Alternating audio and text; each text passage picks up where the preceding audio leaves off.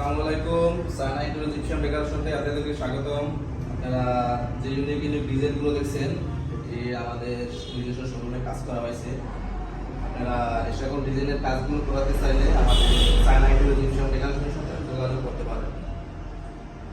আমাদের যে antique colour করা দেখছেন একদম 100% কালার, এটি এন্টিক কালার বলা হয়।